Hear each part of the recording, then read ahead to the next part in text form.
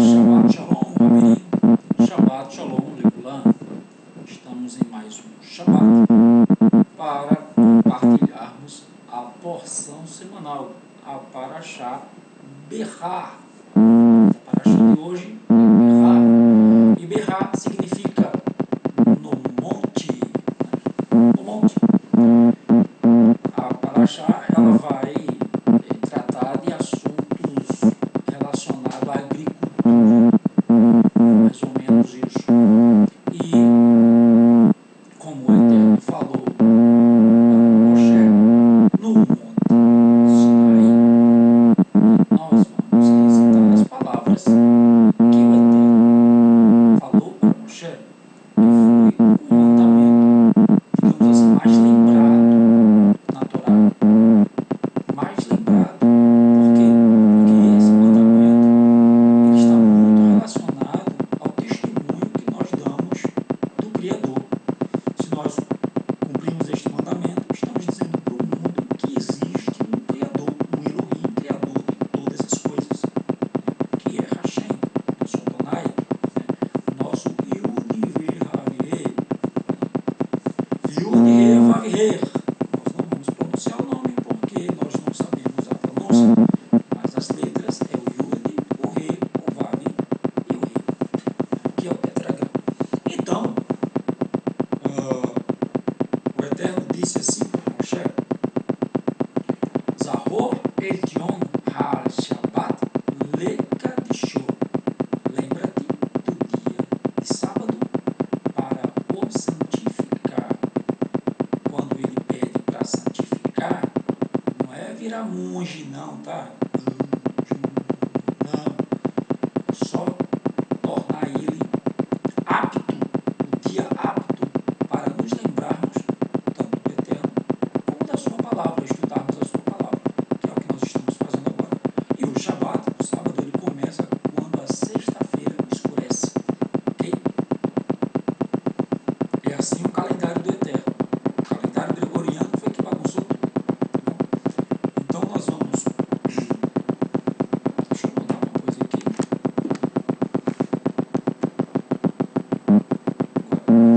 Nós vamos começar a leitura da Parashá, ok? Que fica lá em Vaikra. Vaikra 25, a partir do 1. Vaikra 25, a partir do 1. Vaikra é Levítico, tá, gente? Nós estamos estudando o livro de Levítico. Então vamos para o texto nas Escrituras Sagradas, na Torá.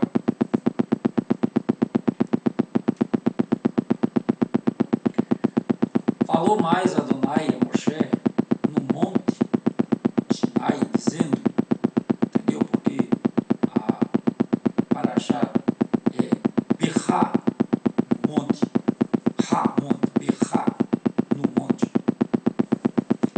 Fala aos filhos de Israel e diz-lhes, quando tiverdes entrado na terra que eu vos dou, então a terra descansará no Shabat a Adonai. Isso é o que a gente chama de Shemitah, tá? Eu vou explicar no final. 6 anos semearás a tua terra, e 6 anos podarás a tua vinha, e colherás os seus frutos. Porém, no 7º ano haverá Shabat de descanso para a terra, um Shabat a Adonai. Não semearás o teu campo, nem podarás a tua vinha. O que nascer de si mesmo da tua saga, não colherás, e as uvas da tua separação não vidimarás. Ano de descanso será para a terra. Mas os frutos do Shabat da terra vos serão por alimento, a ti e ao teu servo e à tua serva, e ao teu diarista e ao estrangeiro que peregrina contigo. Ou seja,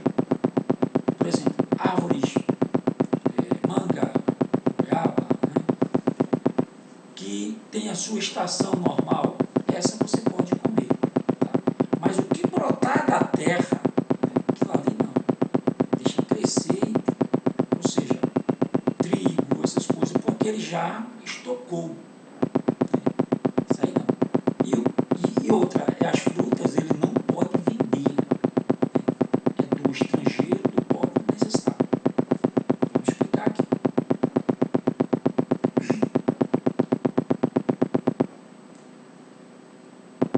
E ao teu gado e aos teus animais que estão na tua terra, todo o seu produto será por mantimento. Também contarás 7 semanas de anos, 7 vezes 7 anos, de maneira que os dias das 7 semanas de anos te serão 49 anos. Ele vai falar agora que chamam de jubileu, né? Então, no mês 7º, aos 10 do mês, farás passar a trombeta do jubileu. No dia da expiação, fareis passar a trombeta por toda a vossa terra. E santificarás o ano 50º, e apregoarás liberdade na terra a todos os seus moradores. Ano de jubileu vos será, e tornareis cada um a sua possessão, e cada um a sua família. O ano 50º vos será jubileu, não semearás, nem colherás o que nele nascer de si mesmo, nem nele vindimarás as uvas das separações. Porque jubileu é, santo será para vós, e novidade do campo comereis. Neste ano do jubileu, tornareis cada um a vossa sua possessão, e cada venderdes, e quando venderdes alguma coisa ao vosso próximo, ou a comprardes da mão do vosso próximo, ninguém engane o seu irmão. Conforme o número dos anos, desde o jubileu comprarás ao teu próximo, e conforme o número dos anos das colheitas, ele a venderá a ti. Conforme, ou seja, gente, digamos que falta 5 anos só para o jubileu. Então, se eu vender minha terra faltando 5 anos para o jubileu, ela vai custar menos do que se eu vendesse faltando 20 anos para o jubileu. Porque aí ele tem mais anos para usar a terra. Mas quando chegasse o jubileu, ele tinha que devolver a terra para mim. Conforme se multipliquem os anos, aumentará o seu preço. E conforme a diminuição dos anos, abaixarás o seu preço. Porque conforme o número das colheitas, é que ele te vende. Foi o que eu falei.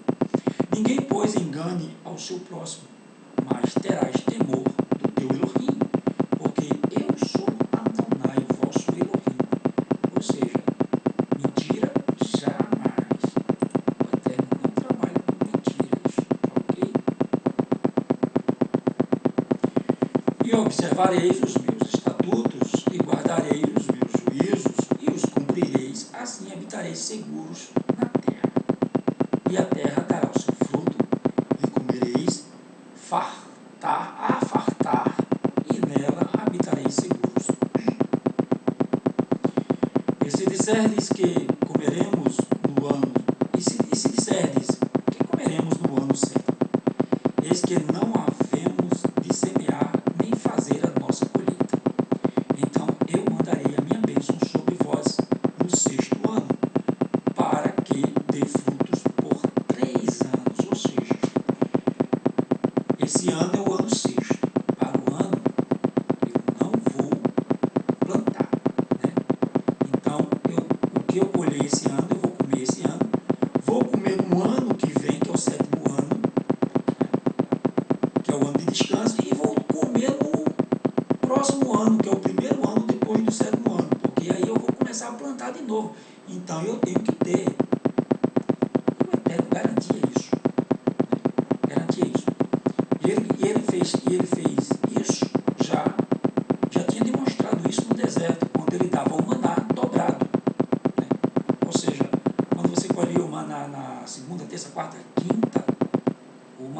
apodrecia se você guardasse.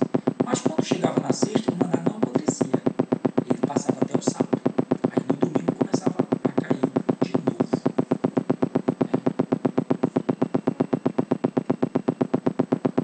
Então eu mandarei a minha bênção sobre vós no sexto ano, para que dê fruto por 3 anos.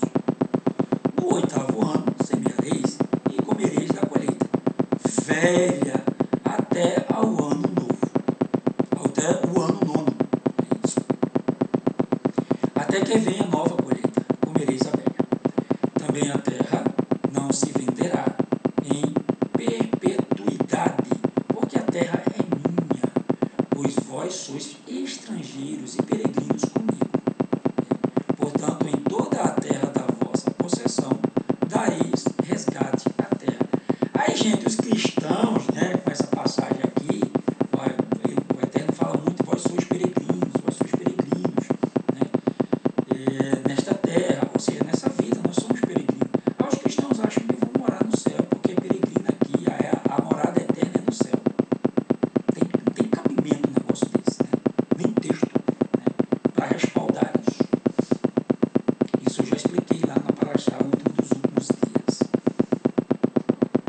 Portanto, em toda a terra da vossa possessão dareis resgate à terra, ou seja, nada é de ninguém. E é por isso que, deixa eu fazer uma coisinha aqui, gente. E é por isso que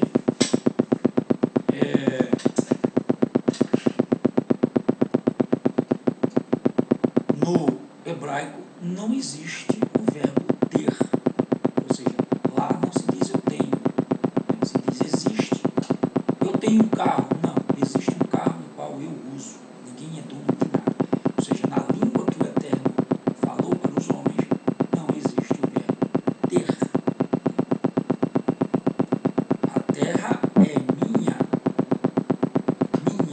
tá? Não, isso aí não é verbo ter, tá? Eu tenho.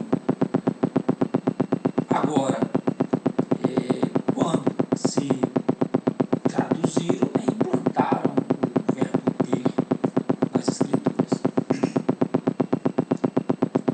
De qualquer forma, para facilitar o nosso entendimento, né, ocidental.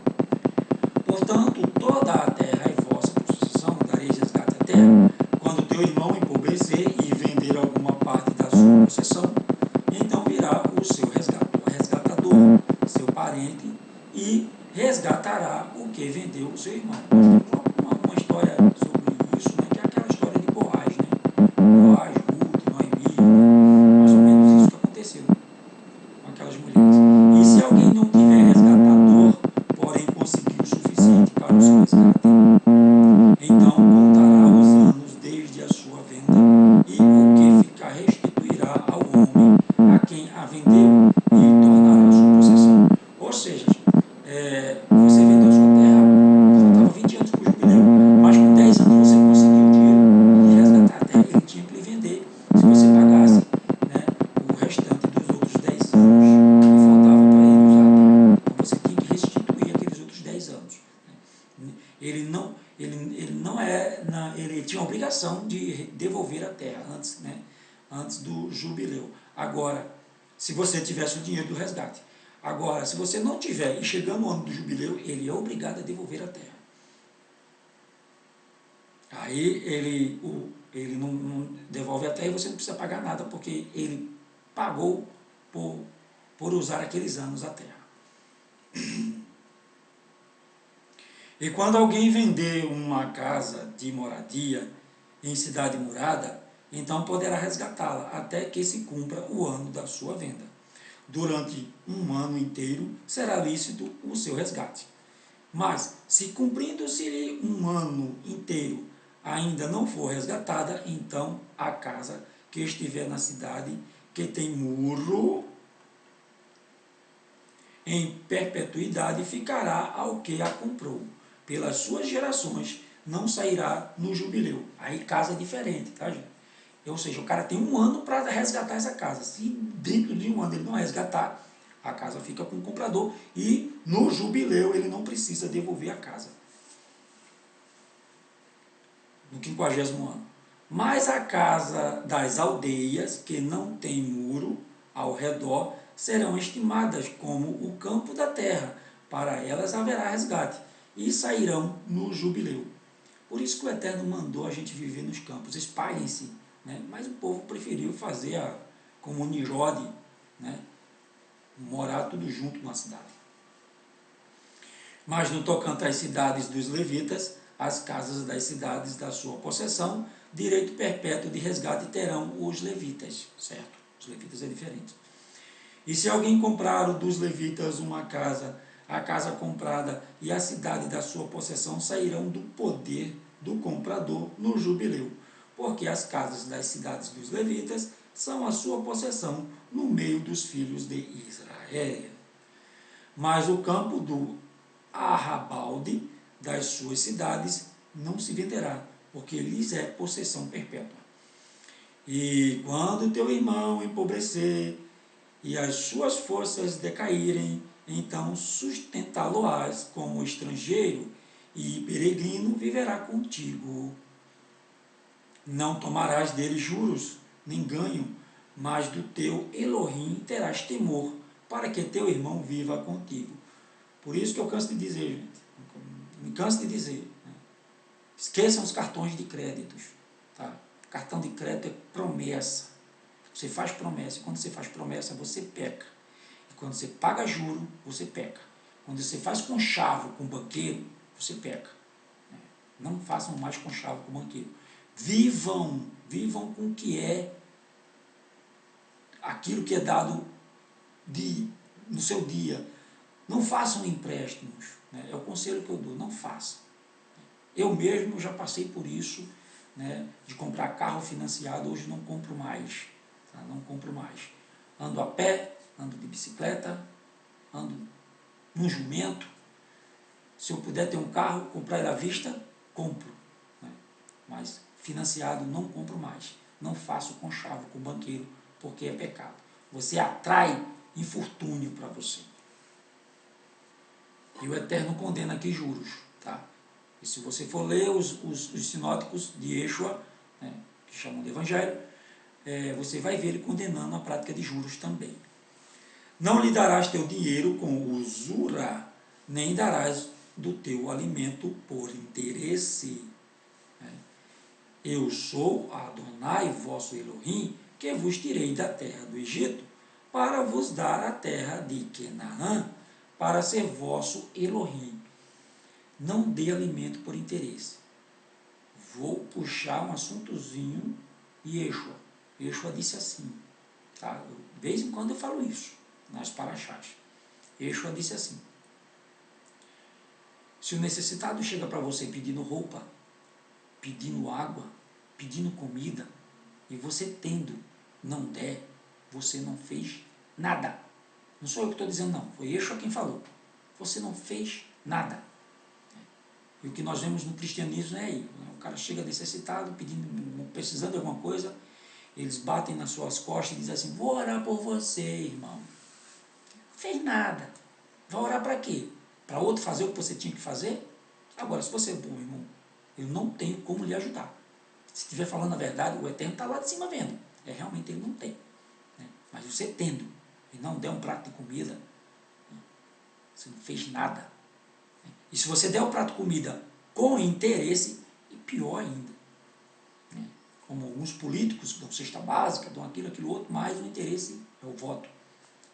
Ou seja, na tabuada do Eterno não existe politicagem. Tá? Ou faz o bem ou não faz. Quando também teu irmão empobrecer, estando ele contigo, e vender-se a ti, não o farás servir como escravo, como diarista, como peregrino, estará contigo, até o ano do jubileu te servirá. Então sairá do teu serviço ele e seus filhos com ele, e tornará a sua família e a possessão de seus pais. Porque são meus servos, que tirei da terra do Egito, não serão vendidos como se vendem os escravos. Não te apoderarás dele com rigor, mas do teu Elohim terás temor. E quanto a teu escravo ou a tua escrava que tiveres, serão das nações que estão ao redor de vós. Deles comprareis escravos e escravas. Gente, o Eterno está dizendo aqui que se você é patrão, você tem que tratar bem o seu funcionário. Ele está vendo.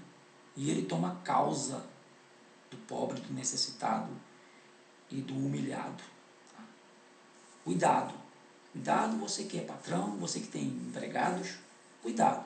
Tem que tratar eles como você queria ser tratado.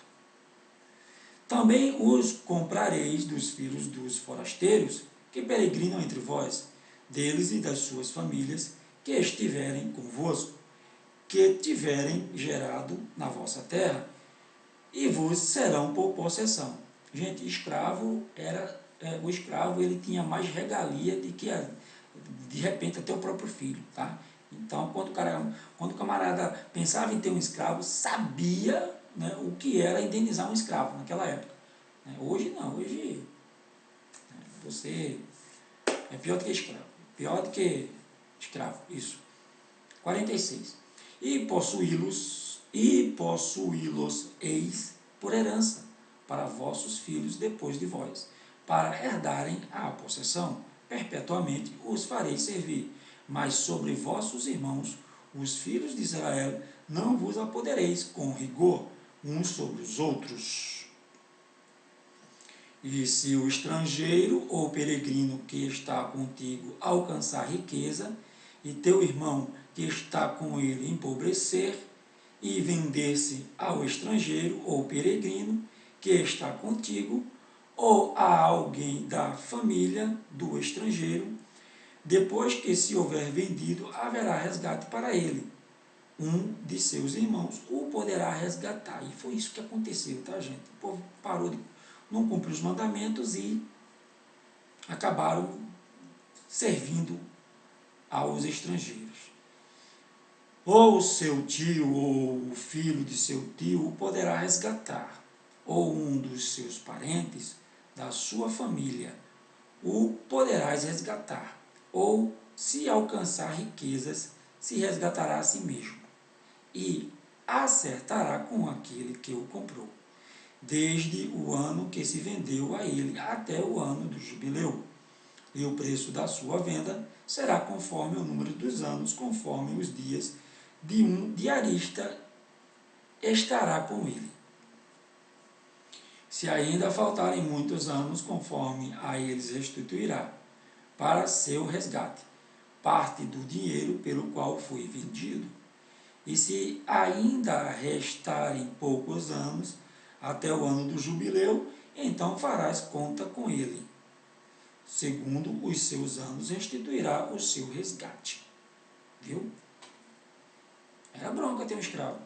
Como diarista, de ano em ano, estarás com ele, não se assenhorará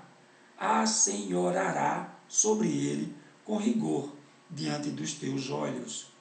E se desta sorte não se resgatar, sairá no ano do jubileu, ele e seus filhos com ele. Porque os filhos de Israel me são servos. Meus servos são eles, que tirei da terra do Mitzraim. Mitzraim é Egito, tá? Em hebraico. Eu sou Adonai, eu sou Yuri Revavirê, né? Vosso Elohim. 26:1. Não fareis para vós Elohais terafins, nem vos levantareis imagem de escultura, nem estátua, nem poreis pedra figurada na vossa terra, para inclinar-vos a ela, porque eu sou Adonai vosso Elohim. Guardareis os meus Shabats, de novo, e reverenciareis o meu santuário. Eu sou Adonai. Eu sou o Yud-He-Vav-He. O Yud-He-Vav-He. né? O vosso Elohim. Bom, gente, acabou, vai até o 2, né? O 26:2, tá? Vai até o 26:2. A próxima começa do 26:3. Então vamos ver o que é que os sábios nos revelam, né, nesta paraxá. Começamos, né, com a Shemitah, né, o descanso da terra a cada 7 anos. Gente, Israel não guardou esses anos. Me parece que alguns lugares guardam, a terra descansa. Hoje, me parece que em algumas terras lá descansa também Israel. Mas a ganância do homem não permite isso. Então a terra, ela é sufocada. Se o Eterno mandou a terra descansar, é porque existe uma necessidade para isso, para ela descansar. Como ele mandou o homem e os animais descansarem, como ele descansou, sua criação precisa descansar também a cada 6 anos. O 7º ano descansa. Então Israel não cumpriu esse mandamento. Foram 490 anos sem cumprir esse mandamento. O que foi que aconteceu? 490, não sei se a conta está certa, tá, gente? Então, o que foi que aconteceu? Nabucodonosor veio, né, e escravizou o povo. E eles foram para o exílio babilônico e passaram lá 49 anos. Um ano para cada ano, para cada Shemitah, que não cumpriram. Foram 49 anos, né, que não cumpriram. 450, né? Ou seja, 49 vezes 7. E então, no ano do jubileu, no 50º ano, eles são libertos. Passaram um ano preso, escravo, para cada ano que eles não cuidaram da terra, não deixaram a terra descansar. Então, com as instruções do Eterno, não se brinca. Não se brinca, tá? Como se sabe, Hashem ordenou ao povo, o 7º dia da semana é Shabat. Neste dia você deve abster-se de fazer quaisquer tarefas cotidianas. Nem dinheiro a gente deve pegar, tá, gente? Viajar, olhe lá. Tem gente que não viaja no sábado, né? Hashem também nos ordenou que guardássemos outro tipo de Shabat. A cada 7 anos, a terra de Eretz Israel terá um Shabat. Neste ano de descanso, não poderás trabalhar a terra. O Shabat da terra chama-se Shemitah, né, que significa deixar livre ou retirar-se. Durante o ano de Shemitah, os agricultores de Eretz Israel abstêm-se de lavrar a terra. Porque Hashem ordenou o povo judeu a mitzvah de guardar os anos da Shemitah, né? Façamos uma analogia com o cumprimento do Shabat. Guardamos o Shabat para recordar que Hashem criou o mundo em 6 dias e no 7º dia ele descansou, né? Guardaremos o Shabat para recordar que Hashem criou, né, o mundo. Mas que isso, porém, um judeu, claro, né, quando guarda o Shabat, demonstra que confia em Hashem e compreende também, né, ele também demonstra isso, e compreende que Hashem cuida dele. Como ele deixa de ganhar seu sustento uma vez por semana, não teme que sua família não tenha o suficiente para viver. A resposta é que ele confia verdadeiramente em Hashem, que ordenou descansar no Shabat e que proverá tudo que ele necessita. O calendário gregoriano, junto com o cristianismo, né, a Igreja Católica, o romanismo, essa praga que Hassatan colocou na terra, né, mudou tudo, né? Os concílios da Igreja Católica primeiro disseram que não podia guardar o Shabat. Não, depois disseram, não, você pode guardar o Shabat e guardar o domingo. Aí depois disse, não, está proibido guardar o Shabat e agora é só guardar o domingo. Por que guardar o domingo? Porque o domingo é o dia de adorar o sol. É Mitra, de adorar a Mitra, o sol. Por isso que o nome igreja, eclésia, sai para fora dos templos para adorar o sol do lado de fora, porque dentro do templo não dá, né? Aí, como o povo não se se desligou dos templos. O que foi que a Igreja Católica fez? Pegou o Cristo, o Jesus Cristo, que é o ungido do sol, colocou dentro do templo, e quando você entra no templo, está lá a cruz, né, o símbolo de poder romano, que onde essa cruz chegava, destruição e morte acontecia, né? Yeshua, né, o Salvador, não morreu crucificado, ele morreu pendurado num madeiro, né? Ele foi pendurado num madeiro, numa estaca. Cruz não existe, essa palavra no hebraico não existe, tá? Isso é romanismo do 3º século. Então, colocaram o Cristo e o crucifixo, o Cristo pregado no crucifixo, né, que é o Jesus Cristo, o Mitra, né, e atrás desse crucifixo está lá o sol. Pode entrar em qualquer templo católico, né, você vai ver isso aí. Já os evangélicos tiraram o Cristo da cruz, porque dizem que ele ressuscitou. Jesus Cristo ressuscitou. Ó, quem ressuscitou foi Mashiach. Né? Mas deixaram a cruz. E qualquer... como é que eu posso dizer, qualquer desenho, né, ou fotografia, né, que eles botam a cruz, o sol está lá atrás da cruz.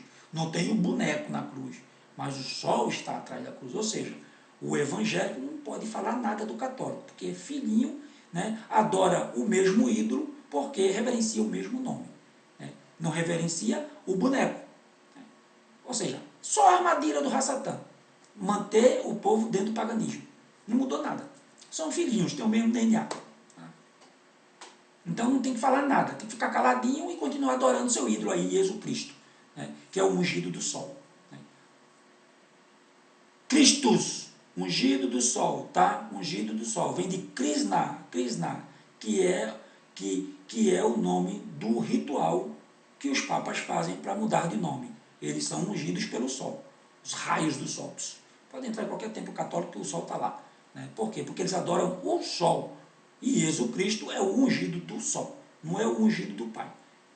A palavra ungido do Pai em hebraico é Mashiach, Ha-Mashiach, o ungido. E Yeshua Ha-Mashiach, né? O Salvador ungido. Vamos lá. Hashem deseja que seu povo, em qualquer lugar que esteja, deposite sua confiança nele, e somente nele. Ele temia que os judeus estabelecidos em Israel, que possuíssem terras férteis, começassem a depositar sua confiança na terra. Né? Por isso, Hashem ordenou ao povo judeu uma mitzvah para guardar em Eretz Israel, na terra de Israel. Eretz é terra, tá? A mitzvah da Shemitah. Sempre que um agricultor judeu guarda a sua mitzvah de Shemitah, ele lembra que Hashem é o Criador do mundo e que me alimenta e a minha família. Tá? Aí eles vão contar uma historinha aqui, né, uma história verídica, né, eu vou contar para vocês, no ano de 5.768, isso no calendário judaico, que é o calendário do Eterno, no calendário gregoriano 2007 e 2008, porque o ano judeu ele começa no meio do nosso ano, tá? Será um ano de Shemitah, isso um tempo atrás, né? Seria um ano de guardar a terra. As 3 promessas de Hashem a Bnei Israel. Hashem fez 3 promessas a Bnei Israel, se observassem a mitzvah de Shemitah. Prometeu que a colheita do ano anterior ao ano de Shemitah duraria 3 anos. Não se preocupem, abençoarei a terra de modo que a colheita do 6º ano seja suficiente para o êxito, ou para o 6º, 7º e 8º ano.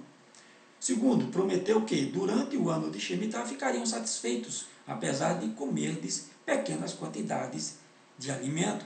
Assim vossa produção agrícola durará. E a terceira promessa, se guardarem tantos os anos de Shemitah como os de Yovel, jubileu, tá? Vide a explicação, né? Já dei a explicação do jubileu. Estarão seguros em Eretz Israel, porém, se não observarem nem Shemitah nem Yovel, seus inimigos os forçarão ao exílio. E foi o que aconteceu, tá? O Eterno, ele alertou. Há leis especiais referentes ao ano de Shemitah e estão divididas em 3 categorias. Tá? O ano de Shemitah, um judeu não pode trabalhar a terra em Eretz Israel. Os frutos do ano de Shemitah são sagrados e não pertencem ao agricultor, né? E terceiro, o perdão dos empréstimos no ano de Shemitah. Mais detalhes sobre Shemitah. As leis da Shemitah expressam conceitos fundamentais da Torá, né? Observando-as, reconhecemos que não possuímos a terra. Hashem ordenou: descanse no 7º ano, para que saiba que minha é a terra. Vamos lá, deixa eu correr aqui, né, pra gente, aquilo ali não tem muita explicação.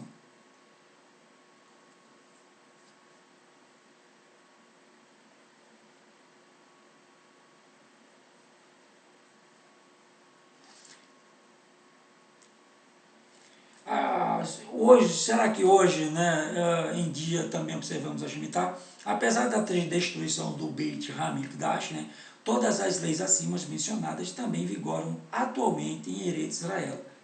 Os proprietários da terra devem cumprir a mitzvah de Shemitah. Podem regar as plantas o suficiente apenas para que não ressequem. Aí o testemunho real, né, que eu falei, né? No ano de 5.719, no nosso calendário 1959, um navio de carga egípcio parou ao se aproximar da costa de Eretz Israel. O capitão egípcio havia cometido um erro de navegação quando os membros da tripulação perceberam que estavam se aproximando do território israelense. Baixaram rapidamente os botes salva-vidas e fugiram sob a proteção do manto da noite. O navio e sua carga caíram em mãos israelenses. Aquele era um ano de Shemitah. Todas as semanas o comitê Shemitah fazia todo o possível para abastecer. Os esforços não estavam conseguindo obter um item nas quantidades adequadas. Cebolas. Simplesmente não havia cebola suficiente para todas as pessoas que precisavam. O navio egípcio estava carregado com vastas quantidades de cebolas. Quando o navio caiu em mãos israelenses, o mesmo ocorreu com as cebolas. O comitê de Shemitah, após esforços consideráveis, conseguiu que todas aquelas cebolas fossem encaminhadas aos cumpridores de Shemitah. Uma pessoa não sofre um arranhão no dedo, a menos que isso estivesse decretado do alto. O erro do capitão, na verdade, levou-os na direção correta, a direção que Hashem decretara que ele tomasse. No ano de 5.712, 1952, a agência judaica decidiu plantar pomares em diversos assentamentos por todo Israel. Um dos pomares foi destinado ao Moshav Kohemiut, esse é o nome da pessoa. Os moradores de Moshav estipularam uma condição, o local, né, Moshav: nenhum trabalho seria feito no pomar durante o ano de Shemitah. A agência judaica rejeitou esta condição e o plantio do pomar foi adiado. Embora se fizessem esforços para chegar a um acordo, o tema de Shemitah interpôs-se como uma pedra no caminho dos negociadores. Nenhum acordo foi alcançado. Em 5.718, ou seja, 6 anos depois, né, em 1958, o ano anterior ao ano de Shemitah, o rabino do Moshav teve uma prolongada discussão com o administrador da agência judaica encarregada do plantio dos pomares. De forma eloquente, o rabino explicou o significado e a santidade da Shemitah, de guardar o 7º ano, o quanto é querido por Hashem e como está ligado à vinda do Mashiach. O homem da agência judaica, influenciado pelo entusiasmo do rabino, autorizou o plantio de um pomar em Komimiut, no qual todas as leis de Shemitah seriam fielmente cumpridas. Segundo as instruções do rabino, o pomar custou à agência judaica aproximadamente $500.000 de lirot. Shemitah veio um ano após seu plantio. Nossa, no 6º ano. Quando as mudas novas precisavam de cuidado constante. Estes cuidados eram prodigalizados somente sobre as ordens do rabino. Os responsáveis pela agência judaica advertiram o rabino que ele estava colocando o pomar em risco e que todo o investimento talvez se perdesse. Mas o rabino ficou firme em sua fé, em Hashem e no mérito da mitzvah de Shemitah. Mitzvah é ordenança, tá, gente? Mitzvah é mandamento. No mês de Av, próximo ao final do ano de Shemitah, o administrador da agência judaica, encarregado dos pomares, foi procurar o rabino. Todo empolgado, disse que, dos 12 pomares sobre seus cuidados, apenas um, aquele plantado no Moshav, Komer Miut, cumprira as leis de Shemitah. E foi exatamente este pomar que tinha prosperado mais que todos os outros. Imagina. Como pode explicar isso? O homem perguntou ao rabino. Com o fervor e simplicidade de sua emuná, fé, o rabino respondeu: creio com fé absoluta que somente o Criador, bendito seja o seu nome, cria e criará todas as criaturas, incluindo o pomar. Como estamos cumprindo sua vontade, e Hashem concedeu sua bênção ao pomar. Passaram-se os anos de Olá, os 3 anos iniciais, quando as frutas não podem ser comidas, as árvores foram cuidadas como as dos outros pomares. A colheita anual rendeu aproximadamente 700 contêineres de frutas cítricas. Então chegou novamente o ano anterior a Shemitah. Os funcionários da agência judaica não podiam acreditar no relatório que receberam. Naquele ano, o pomar do Moshav tinha produzido mais de 2.000 contêineres de frutas cítricas. A princípio, suspeitaram de um erro de contagem. Os números foram conferidos uma vez mais. Procuraram o rabino para uma explicação. O rabino sorriu, abriu o livro de Vaikra e leu: se disseres, o que comeremos no 7º ano? Veja, não semearemos e não colheremos nossa safra. Considerei minha bênção sobre vós no 6º ano. Concederei. E haverá uma colheita suficiente para os 3 anos. O pessoal da agência judaica, embora distante do cumprimento da Torá, não precisou de maiores explicações. Com seus próprios olhos haviam testemunhado o cumprimento das palavras da Torá. Ou seja, os pomares deles deu 700 contêineres, né? O pomar de Moshav deu mais de 2.000 contêineres, ou seja, 3 vezes mais, que é a safra de 3 anos. A mitzvah de Yovel após 7 Shemitot, né? Shemitot são 7 anos, né? 7 Shemitah, o 7º ano, Shemitot, 7 anos. Né?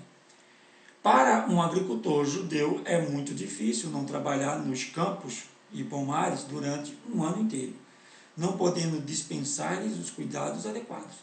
Que dirá então o quão difícil é para ele não trabalhar a terra por 2 anos seguidos, porque tem o ano do jubileu, também não pode. Né? Na época do Beit Hamikdash, isto era exatamente o que acontecia a cada 50 anos. A Torá nos ordena guardar o ano de Yovel a cada 49 anos. Em Yovel, tal como a Shemitah, é proibido trabalhar a terra. Atualmente não se guarda o Yovel, né? Que só é cumprido quando a maioria do povo judeu voltar para Israel. Né? O Yovel caracterizava-se por 3 obrigações que recaíam sobre a nação inteira. Primeiro, abstenção de qualquer trabalho agrícola exatamente como em Shemitah, liberdade incondicional para todo escravo hebreu e terceiro, a devolução de todos os campos aos seus proprietários originais. Gente, quando diz lá em Tessalonicenses, e subiremos com ele, né? E a vinda do Mashiach será da seguinte forma, bababá, né? Primeiro que vinda é parousia, e parousia quer dizer invasão, e não vinda. Já erraram aí. A invasão do Mashiach, ou seja, quando ele invadir a terra com o seu poder, né? Ele vai separar os seus escolhidos, e nós subiremos com ele. Aí colocaram a palavra céu, nos ares. Não, subir para Jerusalém, para cumprir Yovel, para cumprir, né, as mitvot, né, os Shabbatot, né, as Shemitot, e os Shabbatot, perdão, gente, os Shabbatotes, né, nós podemos cumprir aqui. Né, mas as 3 festas, né, que o Eterno determinou, que eu falei na paraxá passada, né, teremos que subir a Jerusalém para cumprir essa mitzvah, esse mandamento.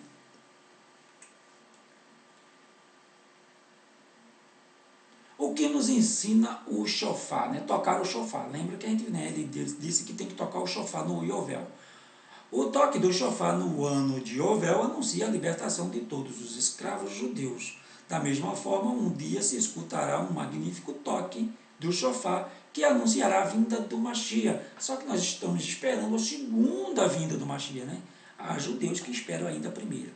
Este som será o início da verdadeira liberdade para o povo judeu. Mashiach virá e construirá o 3º templo, 3º Beit HaMikdash. Hashem libertará o mundo da morte e da má inclinação. Eretz Hará, né, má inclinação.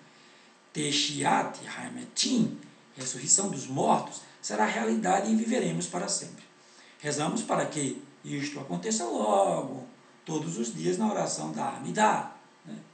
Tekah Beshofar Gadol Lecharuntenu, soe o grande shofar anunciando nossa liberdade. Gente, há judeus que acreditam que o Mashiach já veio. E há judeus que acreditam que o Mashiach ainda não veio. Os que acreditam que ele ainda não veio, cairão numa pegadinha. Né? Porque o nosso Mashiach já veio e já foi dado como cordeiro, né, suficiente para perdoar os nossos pecados. Único e suficiente. Né? O sacrifício dele foi único e suficiente para perdoar os nossos pecados. Não precisamos mais sacrificar no Beit HaMikdash. Por isso, o Beit HaMikdash, o templo em Jerusalém, foi destruído. Só que vem aí um tal de anticristo, né, que é para dizer que o Cristo é verdadeiro, né, mas a gente chama ele de anti-Mashiach, né, ele se colocará no lugar do Mashiach. E o Papa Francisco, né, Bergoglio, ele já deu muitas declarações, pois ele está preparando o caminho, unindo todas as religiões e preparando o caminho para esse anti-Mashiach, que nós desconfiamos que seja o Emmanuel Macron, presidente da França. Né? Eu não gostaria de citar nomes aqui, né? Porque quando a gente cita nomes, a gente se compromete. Né? Mas há dentro, né, do ciclo religioso, né, há uma, digamos assim, desconfiança que possa ser o Emmanuel Macron, por conta do seu histórico, ou possa ser também o Jared, o genro do Trump, presidente dos Estados Unidos. Tá? Ele é judeu e todos os dois têm muito dinheiro. No caso do Emmanuel Macron, é por conta da sua linhagem real. Né? No caso do Jared, é por conta da sua linhagem judaica. Porque o anti-Mashiach, esse homem que vai implantar a nova ordem mundial definitivamente, né, que vai controlar as mentes através da tecnologia, por isso que lá em Apocalipse diz que ele vai controlar e vai implantar o chip nas pessoas, e todo grande e pequeno que tiver a marca da besta só vai poder comprar e vender se tiver a marca da besta. E a besta é o sistema, que o anti-Mashiach, que o filho do iníquo, que Paulo fala, que todas essas coisas acontecerão lá em Tessalonicenses, todas essas coisas acontecerão, mas primeiro tem que se manifestar o filho do iníquo. E o filho do iníquo se manifestou há 1.700 anos atrás, que é o Jesus Cristo, né? O Jesus Cristo, esse impostor, né, que a Igreja Católica colocou nas Escrituras Sagradas no lugar, né, do Mashiach verdadeiro, Yeshua HaMashiach, nosso Salvador. Então, esse Jesus Cristo, ele vai reencarnar nesse, né, digamos assim, ele é uma entidade demoníaca, tá? Então, quando a gente diz reencarnar, é porque eles vão dizer isso, né? Eles vão dizer isso, que essa pessoa vai receber o espírito, não existe espírito, tá? Não existe essa palavra na hebraica, espírito é coisa helenista, né? Criada na mitologia grega, né? O Eterno não fala que existe espíritos, é só corpo e alma, né? Matéria, nefesh, alma. Então, ou seja, Adam, né? Adam e nefesh, né? O corpo e a nefesh, o barro e a alma, e eles não conseguem se desgrudar. E eu vou gravar um vídeo falando sobre isso, né? Existem experiências no qual eles querem separar a alma do corpo. Imagina, né? Isso é um assunto sobre os reptilianos, tá? Então, eu vou gravar o vídeo essa semana. Estou devendo esse vídeo. Já conversei com alguns colegas meus que eu vou falar sobre esse assunto durante a semana. É Escritos Nazarim, tá? Não é Parashá, é Escritos Nazarim. Então, esse anti-Mashiach, ele vai reconstruir o templo. Israel já está pedindo doações para a construção desse templo. Ele vai ser muito caro, né? Vai custar, digamos assim, não tenho ideia, mais ou menos, né? Mas é coisa de milhões de dólares, né? E Israel está fazendo já acordos, né? Procurando ajuda para a construção desse templo. Imagina, ele deve ser muito suntuoso, né? E aí é quando esse camarada, que vai se constituir sumo sacerdote, vai entrar no templo, sentar no trono do Eterno, se parecendo com o Eterno, como está lá em Apocalipse, né? Se dizendo o Eterno, ou seja, o Salvador, né? Mas para isso existe todo um aparelhamento tecnológico, que é chamado de Bluebeam, antenas Harper, né? Todas essas catástrofes vão deixar de acontecer, porque eles não vão usar mais essa tecnologia de antenas Harper, né? E o Bluebeam, que são os hologramas, vai aparecer em todo mundo, e aí as pessoas vão achar que realmente aquela promessa de Jesus Cristo, né, está se cumprindo, mas não, é só uma farsa, é uma falsa vinda do Messias. A vinda do Messias mesmo, nós vamos ver sem tecnologia. E ele vai sentar no trono e vai querer sacrificar de novo. E aí é quando ele blasfema dentro do templo, né? Blasfema dentro do templo. E quando isso acontecer, né, aí já se passaram os 3 anos e meio de bonança e vão começar os 3 anos e meio de tempestade. E aí cada um se cuide, fuja para onde der. Mas vamos voltar para Parashá, né? Eu acho que nós terminamos, né? Deixa eu ver se tem mais alguma coisa aqui, isso, as coisas que tem lá, já expliquei, não tem muita coisa aqui. A proibição de emprestar e tomar emprestado com juros de um judeu, já falamos. Deve-se tratar bem o escravo, né? Redimir o escravo, a proibição de se prostrar sobre o chão de pedras. Ok, essa é o finalzinho. A Torá ordena: não te ajoelharás perante mim sobre um chão de pedras. Even Markit 26:1. Os idólatras costumavam prostrar-se para seus ídolos sobre chão de pedras. Por isso a Torá proíbe aos seguidores, né, do Eterno, aqueles de judeu, né, no caso, naquele tempo, a todas as tribos, né, os israelitas, né, o povo hebreu, proibia ajoelharem-se, né, sobre um chão de pedra, mesmo que estejam rezando para Hashem. Esta mitzvah nos afasta da idolatria. O único lugar onde podemos prostrar-nos sobre tal chão é no Beit HaMikdash, que não existe mais, né? Onde é evidente que nos prostramos em honra a Hashem, mas o Beit HaMikdash foi destruído, já era.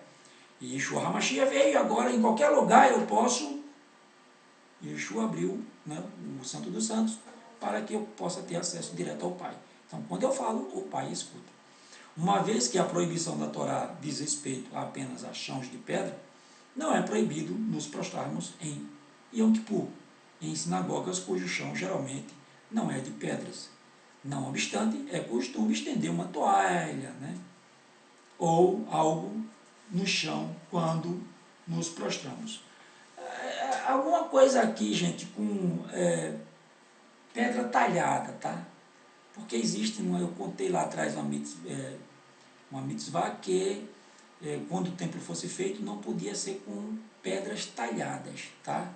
Então é mais ou menos isso, né, que ele quer dizer aqui. Mas lá na Torá está bem claro, que é não fazer ídolos de pedra, né? Não fazer ídolos de pedra. Não construir, nem de pedra, nem de madeira, nem de gesso, nem de barro, nem de nada. Ok? Pois bem, terminamos a paraxá de hoje, né? Foi um prazer estar aqui, contando as coisas do Eterno, né? Repassando, né? Porque eu não sou dono da verdade. A verdade é a Torá. A Torá é a verdade absoluta. Eu apenas examino, estudo a Torá junto com outras pessoas que já fizeram isso, né? O estudo da Torá, ela tem 3.000 anos, desde quando ela foi entregue, né? Então, a promessa é que o Eterno abençoa aqueles que gastam tempo estudando a sua palavra. E assim nós cremos, ok? Você é livre para crer no que você quiser. Não estou aqui querendo fazer cabeça de ninguém, né? Nem tirar ninguém de religião de ninguém, nem falar mal da religião de ninguém. Apenas trabalho com base, evidências e fatos. Quando eu falo de alguma religião, é porque existem evidências e fatos, né, que comprovam aquilo que eu estou falando. Ok? Então, Shabbat, Shalom para todos vocês. Vamos recitar Birkat Kohanim, né, que de praxe nós fazemos isso, né, todo o Shabbat. Né. A Birkat Kohanim, ela é a bênção sacerdotal, né, eu vou recitar ela em hebraico, né, mas ela está lá no livro de Números, se eu não me engano, capítulo 6. Yevarechecha Adonai veishmerecha iraí Adonai panavelecha vihuneka itza Adonai panavelecha veyatzedlecha shalom. Elohim melech ne'eman. Elohim é rei fiel. Amém quer dizer Elohim melech ne'eman. É a abreviatura de Elohim, né? O Aleph é Elohim, o Amém é Aleph, Men e o Nun. O Aleph, não tem, é como se fosse uma vogal, né? O Men é o M e o Nun é o N. Amém, Amém, Amém. Caso termina com a boca aberta, perdão. Amém. O M termina com a boca fechada, o N termina com a boca aberta. Amém. Elohim, ou seja, e a abreviatura das 3 palavras. Elohim, Melech, que é rei, e Ne'eman, que é fiel. Elohim é rei fiel. Sempre. Shabbat Shalom a todos. Até o próximo vídeo. Obrigado.